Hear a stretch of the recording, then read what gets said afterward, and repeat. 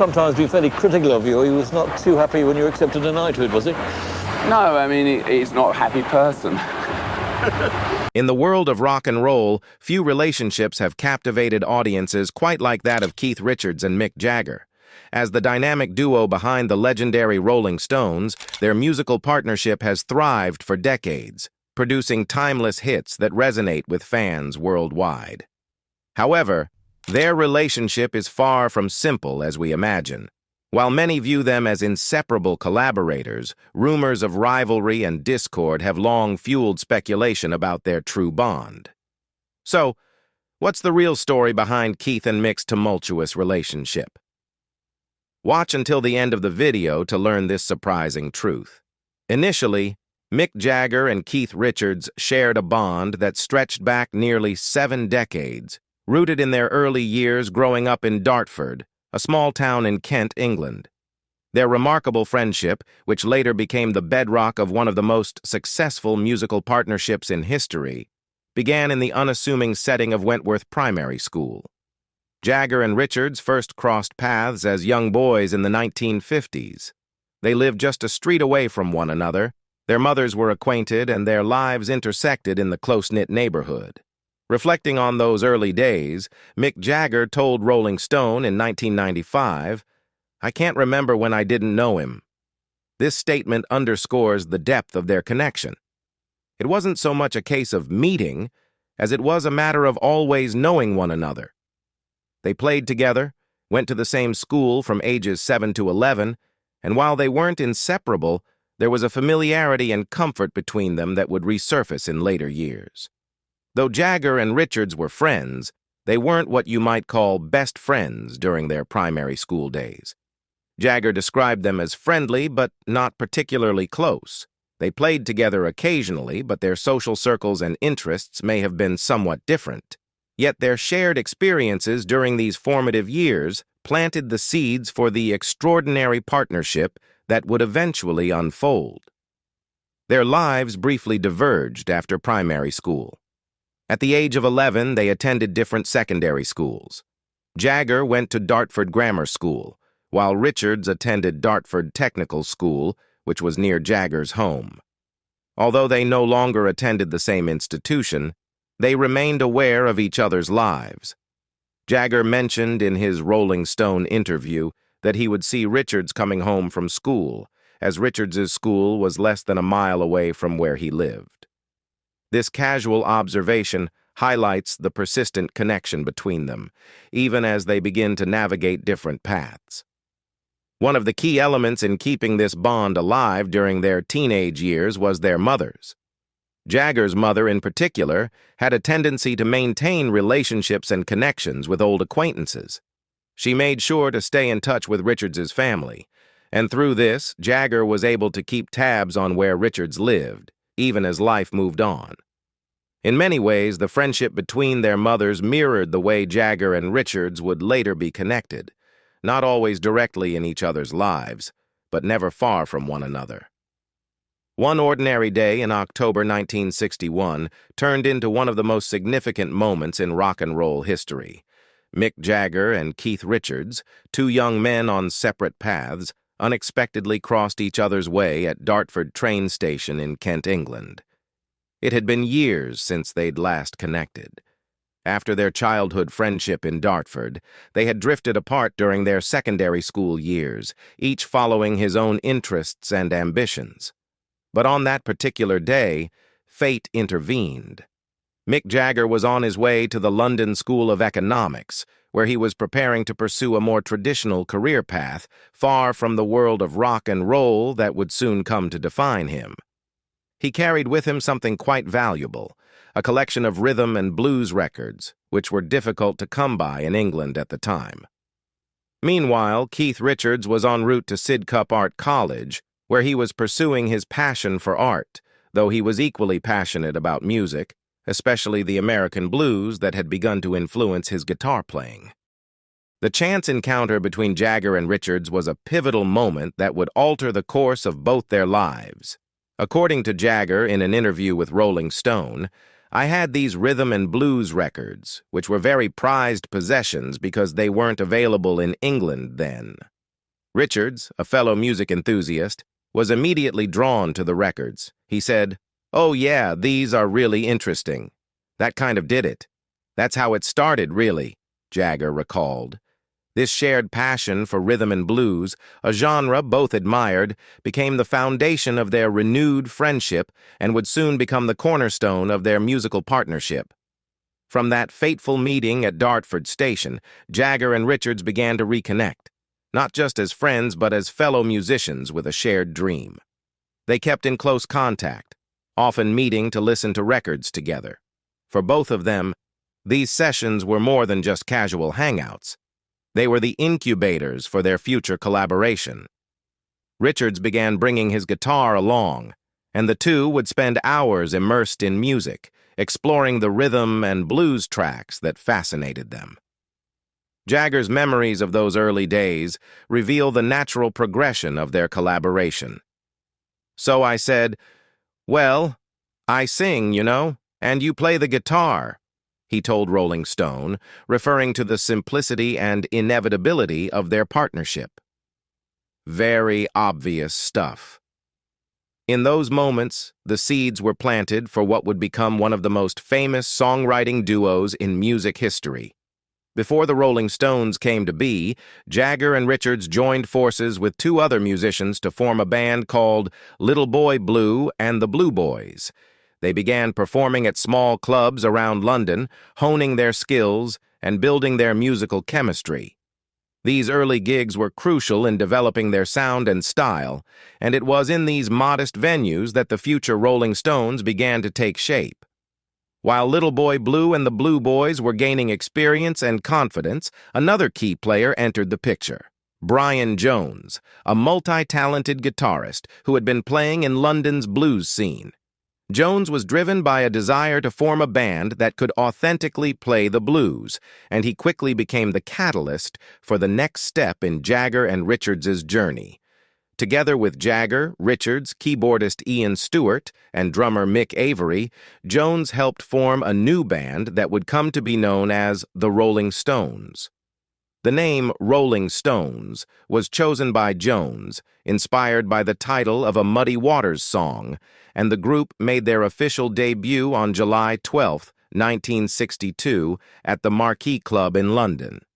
The lineup for that first performance included Jagger on vocals, Richards and Jones on guitar, Stewart on keyboard, and Avery on drums. Although Avery would later go on to join the Kinks, this early version of the Rolling Stones was already beginning to lay the groundwork for what would become an enduring legacy. After 6 decades of rock stardom, Mick Jagger and Keith Richards are now, by their own admission, living relatively quiet lives compared to their wild pasts. The early years of the Rolling Stones, however, were anything but tame. At the heart of the band's formation was a youthful excitement about music, fame, and the untapped freedom that came with being a rock and roll musician. This exhilaration is perfectly captured in a letter Keith Richards wrote to his Aunt Patty when he was just 18 years old, detailing the beginning of his new life as a band member and his budding friendship with Mick Jagger. The letter, which Richards later included in his 2010 autobiography Life, offers a rare glimpse into his youthful optimism and admiration for Jagger before the world had fully recognized the iconic status they would both achieve.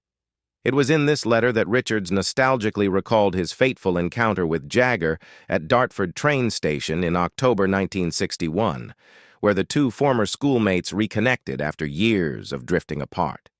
Richards wrote, "I was holding one of Chuck's records when a guy I knew at primary school 7 to 11 years, came up to me. This seemingly random moment of bumping into an old friend would turn out to be the spark that reignited their connection, and it would set in motion one of the most legendary partnerships in rock history." Richards' tone in the letter reflects the sense of awe he felt upon realizing Jagger's deep love for music, particularly rhythm and blues, R&B, which at that time was a genre not widely appreciated in England. He's got every record Chuck Berry ever made, and all his mates have too. They are all rhythm and blues fans. Real R&B, I mean, Richards wrote, demonstrating his excitement at finding a kindred spirit in Jagger. Richards was already an avid fan of Chuck Berry, one of the primary influences on the Rolling Stones' early sound, but Jagger's extensive collection of Berry records and his circle of R&B-loving friends left a lasting impression on him. This discovery further cemented their bond, as they found they shared not only a deep passion for music, but also an appreciation for the same influences and styles. In the letter, Richards expressed his early admiration for Jagger in a way that would surprise many fans today, given the complex and often tumultuous relationship that would later define their partnership. "Mick is the greatest R&B singer this side of the Atlantic, and I don't mean maybe," Richards declared, already recognizing Jagger's extraordinary talent. This genuine praise from an 18-year-old Richards highlights the early synergy that existed between the two, even before the world had taken notice. Richards' enthusiasm was palpable as he described their early practice sessions. "We practiced 2 or 3 nights a week, swingin'." The energy of these rehearsals, in which Richards and Jagger were joined by fellow musicians as they refined their sound, would ultimately lead to the formation of the Rolling Stones. Beyond music, Richards' letter also captures his first foray into the party lifestyle that would come to define much of his life in the following decades. "I don't get bored anymore," he wrote, an understatement in light of the wild adventures that were to come. At the time, however, the excitement of attending late-night parties and discovering London's R&B scene was still new. Richards continued, "This Saturday I am going to an all-night party. Mick and I are taking 2 girls over to our favorite rhythm and blues club." The letter exudes the youthful thrill of a new life filled with music, parties, and the carefree experiences of a teenager on the cusp of fame. After the release of their 1986 album Dirty Work, the Rolling Stones entered one of the most turbulent periods in their history, marked by a personal and professional rift between Mick Jagger and Keith Richards that would come to be known as World War III. The conflict, which centered on Jagger's burgeoning solo career, threatened to tear apart the band that had already survived more than 2 decades of highs, lows, and reinventions. This period of tension between Jagger and Richards became a defining chapter in their long and complicated partnership. The seeds of conflict were sown when Mick Jagger released his first solo album, She's the Boss, in 1985. The move was seen as a bold step for Jagger, who was keen to establish himself as an artist independent of the Rolling Stones. The album was moderately successful, reaching the top 10 in the UK and producing hits like Just Another Night. For Jagger, it was a chance to explore new creative avenues and break free from the expectations that came with being the frontman of one of the biggest rock bands in the world. However, for Keith Richards, Jagger's solo ambitions were nothing short of a betrayal. By the time the Rolling Stones released Dirty Work in 1986, the tensions between Jagger and Richards had already begun to simmer. The album itself was created under strained conditions, with Jagger and Richards often working separately.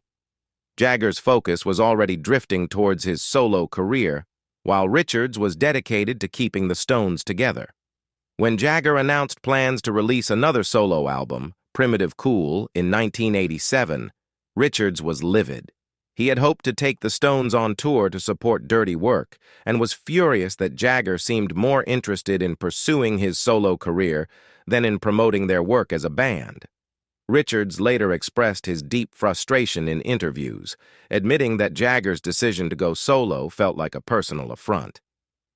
"I really believed Mick wouldn't dare tour without the Stones," Richards told Rolling Stone magazine.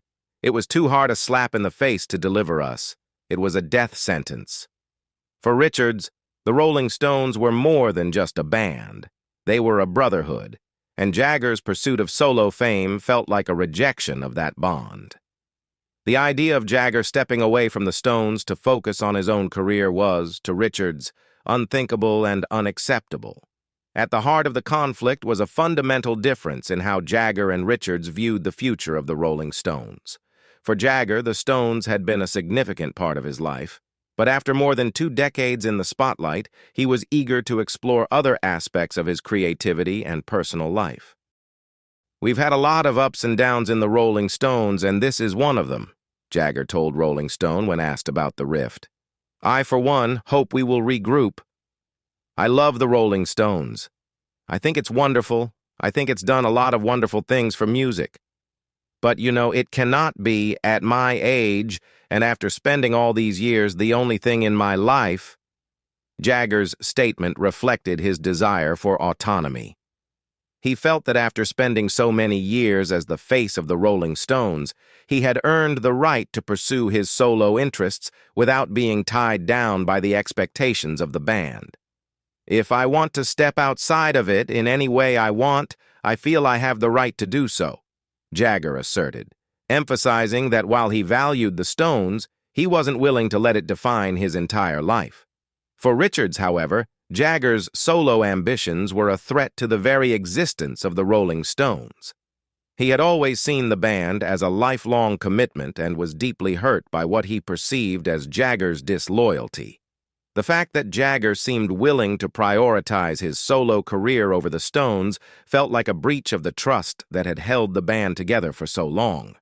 The conflict became so intense that, according to Richards, it nearly tore the band apart, leading him to refer to the period as World War III. As Jagger forged ahead with his solo career, releasing Primitive Cool in 1987, the Rolling Stones were left in limbo. Without Jagger's full commitment, the band couldn't move forward, and for a time, it seemed uncertain whether they would ever record or tour together again. Richards, frustrated and angry, began working on his own solo projects, but the bitterness between the two old friends was palpable. Despite the deep rift, both Jagger and Richards eventually came to realize that the Rolling Stones were bigger than their individual egos. By 1989, the two had reconciled enough to bring the band back together, both in the studio and on the road.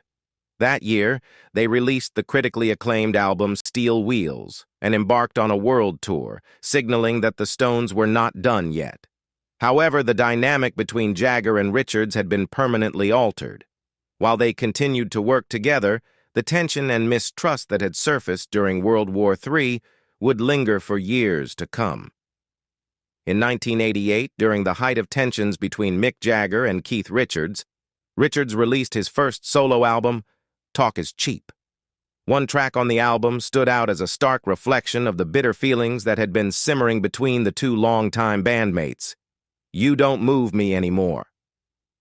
The song, which Richards co-wrote with drummer and collaborator Steve Jordan, was unmistakably directed at Jagger. At the time, their relationship had reached a breaking point, with Jagger's solo career and his seeming disinterest in the Rolling Stones fueling Richards' anger and frustration. In You Don't Move Me Anymore, Richards doesn't hold back in expressing his disappointment with Jagger. The lyrics are filled with biting criticism aimed at someone who has lost their way and become disconnected from the people around them. "Why do you think you got no friends? You drove them around the bend," Richards sings. The lines clearly reference Jagger's isolation from the rest of the band, and more broadly, from the core group of friends and collaborators who had once been so integral to the Rolling Stones' success. To Richards, Jagger's behavior, especially his pursuit of a solo career, had alienated him from those who had always supported him. Richards goes on to deliver even harsher lines in the song, questioning Jagger's character and motivations. "What makes you so greedy? What makes you so seedy?" These lyrics reflect Richards' view that Jagger had become consumed by personal ambition and materialism, losing sight of the band's collective spirit. To Richards, Jagger's solo efforts were not just a creative exploration, but a self-centered pursuit that threatened the unity and future of the Rolling Stones. The song's tone is accusatory, filled with the kind of frustration that only comes from a deep personal relationship that has soured. Despite the pointed lyrics, Richards later claimed that the song wasn't entirely about Jagger. "I'd written 40 songs for the album and had run out of ideas," Richards told the New York Times in 1988, and Steve Jordan said, "When in doubt, write about Mick."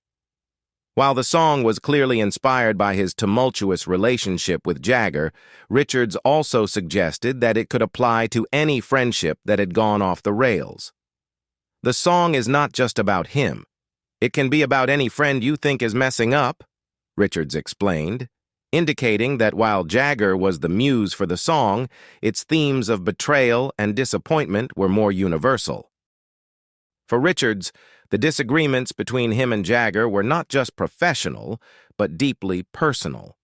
In the years leading up to Talk Is Cheap, their differences had come to feel like a family squabble, with both men entrenched in their positions and unable to see eye to eye. Richards's frustration was compounded by his belief that no one else around Jagger was willing to call him out on his behavior. "If I shout and scream at him, it's because no one else has the guts to do it, or else they're paid not to do it," Richards told the New York Times. His remarks reflected his belief that, despite their differences, he was one of the few people who could confront Jagger honestly, without being motivated by money or career concerns. At the heart of their conflict was a deep sense of loyalty, mixed with resentment. Richards saw himself as a guardian of the Rolling Stones' legacy, someone who had always put the band first and expected the same from Jagger. When Jagger's solo ambitions seemed to take precedence, Richards felt betrayed, as though Jagger was abandoning the very thing they had built together. And yet, despite the bitterness and anger, Richards still saw himself as Jagger's friend. "At the same time, I'd hope Mick realizes that I'm a friend who is just trying to bring him into line and do what needs to be done," Richards said. His words reveal the complexity of their relationship. Beneath the harsh critiques was still a desire for reconciliation and a hope that Jagger would return to the fold. In 2010, Keith Richards released his highly anticipated memoir, Life, a candid and often explosive account of his journey through fame, music, and a tumultuous friendship with Mick Jagger. While the book covered many aspects of Richards' life, including his rock and roll lifestyle, battles with addiction, and the rise of the Rolling Stones, it was his harsh reflections on Jagger that garnered the most attention. The memoir quickly became a bestseller, captivating readers with its raw honesty and offering a glimpse into the long-standing tensions between two of rock's most iconic figures. Richards's criticisms of Jagger in life were both pointed and personal, revealing how their relationship had evolved and fractured over the years. One of the most memorable passages describes how, in Richards' view, Jagger began to change at the beginning of the 1980s. "It was the beginning of the 80s when Mick started to become unbearable," Richards wrote, according to the Washington Post. He attributed Jagger's shift in behavior to what he called LVS, or lead vocalist syndrome, a tongue-in-cheek diagnosis Richards gave to lead singers who develop inflated egos. Jagger, Richards argued, had fallen victim to this affliction, becoming increasingly self-centered and distant from the rest of the band. "Mick got very big ideas," Richards wrote, referring to the period when Jagger began his solo career and focused less on the Rolling Stones. To Richards, Jagger's growing sense of importance was not just about ambition, but also about his desire to control and shape the direction of the band without input from his bandmates.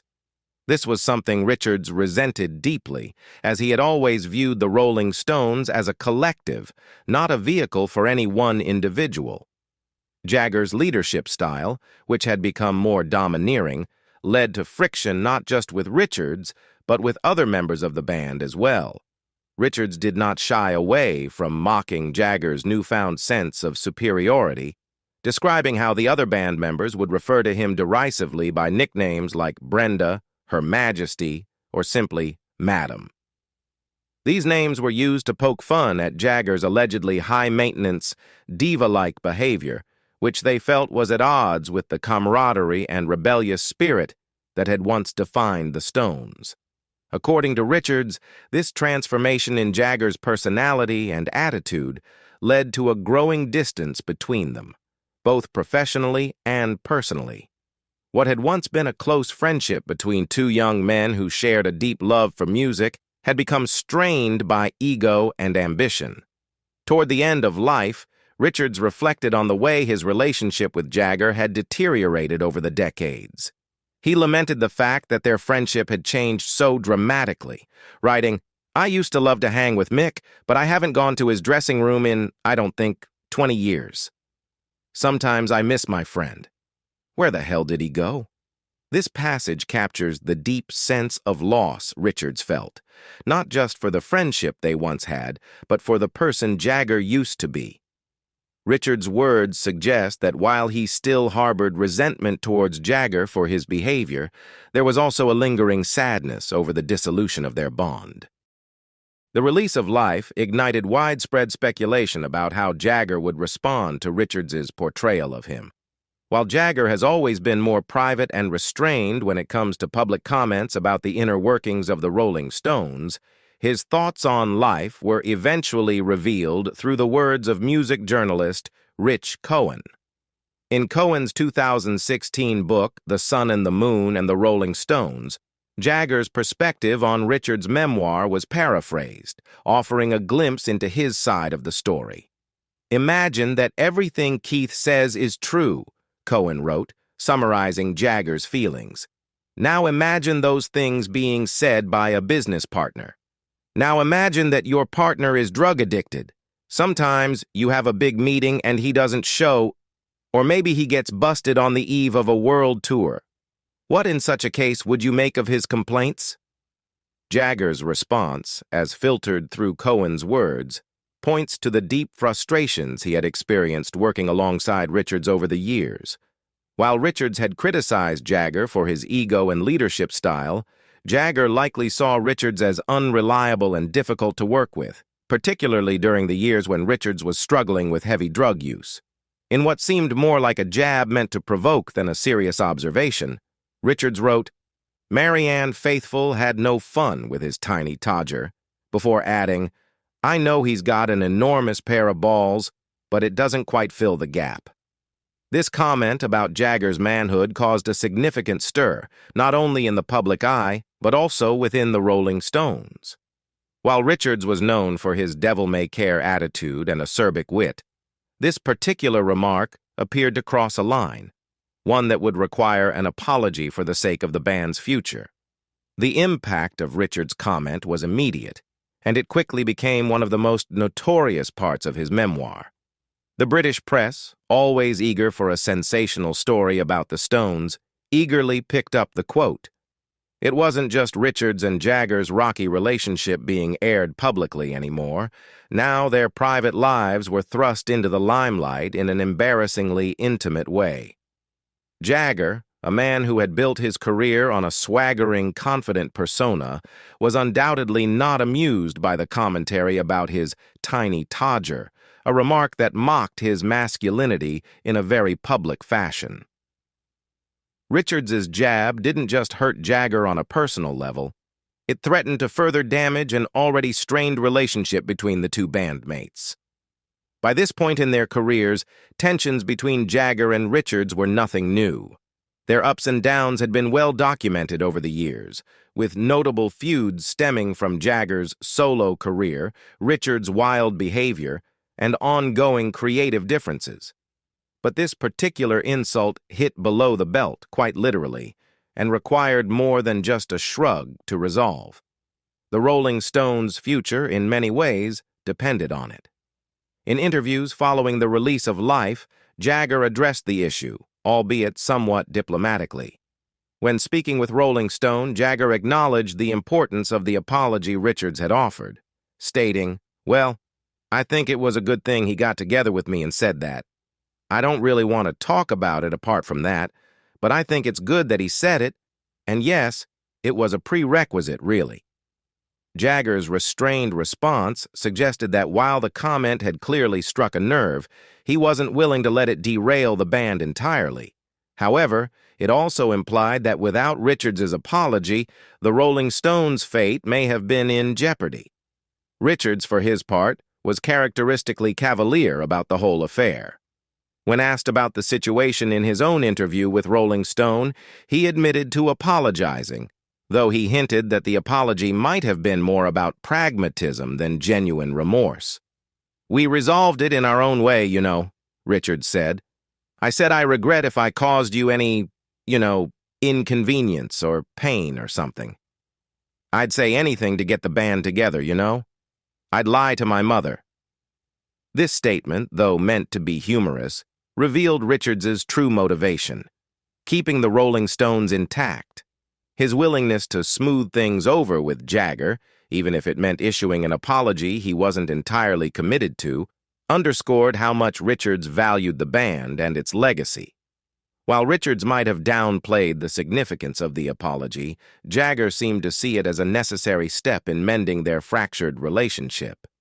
The band had survived numerous personal and professional conflicts over the years, but the public nature of this particular insult required resolution, if only to maintain the Rolling Stones' ability to function as a cohesive unit. Interestingly, Marianne Faithfull, who had been dragged into the scandal by Richards' comment, also weighed in on the matter. Faithfull, who had been romantically involved with Jagger during the 1960s, was asked if Richards' claim about Jagger's anatomy was accurate. Her response, given in an interview with The Independent, was characteristically cheeky. Not quite, but nearly. Faithfull's comment, while perhaps not entirely exonerating Jagger, played into the light-hearted yet biting tone of the entire debacle. Rather than taking the remark too seriously, she seemed to brush it off with humor, contributing to the sense that while Richards' comment had been inappropriate, it wasn't something worth dwelling on. In 2019, Keith Richards offered a rare glimpse into his complex yet enduring relationship with Mick Jagger, his longtime bandmate and co-founder of the Rolling Stones. Speaking to The Sun, Richards conveyed a mixture of admiration, frustration, and brotherly affection when discussing Jagger. "I can never praise drummer Charlie Watts enough, and I can praise Mick Jagger 99% of the time," Richards said, underscoring how their decades-long partnership, while not always harmonious, had weathered many storms.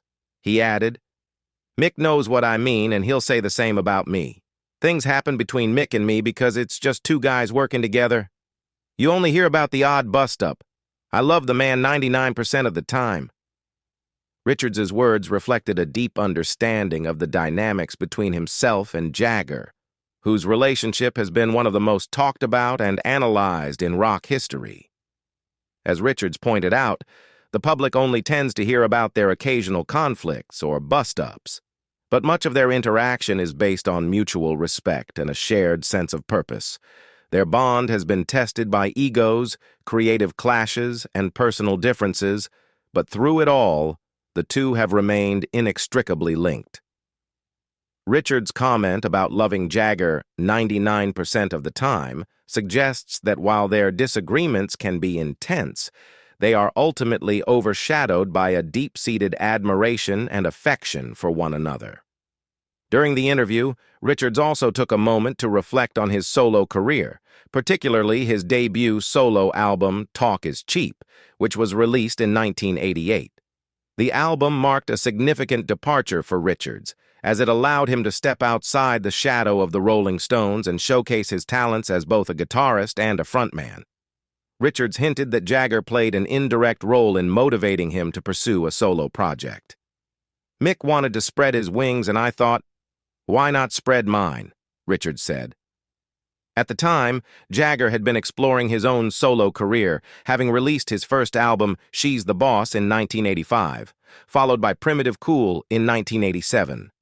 Richards, watching from the sidelines, decided it was time for him to do the same. However, despite their individual ambitions, Richards was quick to acknowledge that he and Jagger were, in many ways, joined at the hip. "There was no way we could survive alone, and at the same time, we had the pressure from Stones fans," Richards said, underscoring the sense of responsibility they both felt to the Rolling Stones' legacy and their audience. While their solo projects allowed them to explore new creative avenues, Neither Richards nor Jagger could completely escape the gravitational pull of the Rolling Stones. Their music and their identities were so deeply intertwined with the band that venturing out on their own felt both liberating and, in some ways, incomplete. The experience of making Talk Is Cheap also gave Richards newfound respect for Jagger, particularly when it came to the role of a frontman. As Richards took on the responsibilities of leading his band, he gained a deeper appreciation for the pressures Jagger had faced over the years as the Rolling Stones frontman. "It was my first time fronting the whole thing. Usually this is Mick's job, and suddenly I understood a lot more about the dynamics of being a frontman. I understood the pressure," Richards explained. This revelation led to a shift in Richards' perspective on Jagger, as he developed a greater empathy for what his bandmate had been dealing with all along. "My feelings towards Mick became, yeah, I get it, man." Mick Jagger and Keith Richards share a musical bond that has outlasted many of their personal and professional differences. As the creative heart of the Rolling Stones, their partnership has propelled the band to become one of the longest-running and most influential acts in music history. For nearly 6 decades, the Rolling Stones have been a constant presence on the global stage, with a career that has transcended generational shifts, trends, and even internal strife. Their ability to continue performing together, despite the occasional World War III between them, is a testament to the enduring connection they share through their music. In 2020, as the COVID-19 pandemic brought the world to a halt, Jagger and Richards reflected on their shared longing to perform. "I miss performing," Jagger told Rolling Stone during the lockdown, encapsulating a sentiment felt by countless artists who were sidelined by the pandemic. For Jagger, performing has always been central to his identity, and after decades of touring, the forced hiatus was especially challenging. Richards echoed this sentiment, noting how much he had enjoyed the band's 2019 tour, which took them across North America on a critically acclaimed run of shows. "I really enjoyed that last tour. It was a great trek," Richards said, adding, "I was very disappointed in March when we said, 'Uh-oh, this thing's looking bad.'" The sudden cessation of their touring plans due to the pandemic left a void in both their lives. Yet, even during the lockdown, the band managed to find a way to stay creative and connected. In April 2020, the Rolling Stones surprised fans with the release of "Living in a Ghost Town," their first original song in 8 years. The track, which was recorded in 2019 and finished remotely during the lockdown, captured the eerie atmosphere of the pandemic-stricken world. With lyrics that described a desolate city and a sense of isolation, the song resonated with listeners experiencing the surreal reality of lockdowns. "I spoke to Mick around March," Richards recalled. "I said, 'Hey man, if there's a time to put this one out, it's now, you know?'" The song was well received, not only because it was a new Rolling Stones release, but also because it reflected the uncertainty of the times. For Jagger and Richards, it was a way to stay connected with their audience and continue their musical dialogue, even as the world came to a standstill. Despite being in their late 70s, both men showed no signs of slowing down, proving that their passion for music and performing remained as strong as ever. Richards, in particular, has often expressed that making music is not just a profession, but a way of life for him and his bandmates. In his 2020 interview with Rolling Stone, he described their persistent touring schedule as something ingrained in their very being. "You might call it a habit," he said. "I mean, that's what we do. And also, there's that thing between us like, who's going to be the first one to get off the bus? You have to be kicked off or drop off, right? So it's like that. I really can't imagine doing anything else." His words reflect the sense of determination and resilience that has kept the Rolling Stones going for decades.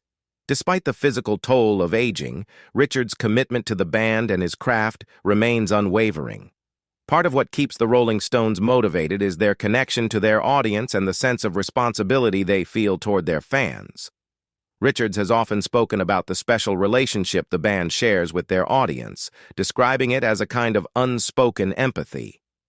After all these years, the fans' passion for their music serves as a constant reminder of why they continue to push forward, even in the face of adversity. The band's live performances, in particular, have become legendary, with their high-energy shows drawing crowds of all ages. For Jagger and Richards, the act of performing live is not just about playing music.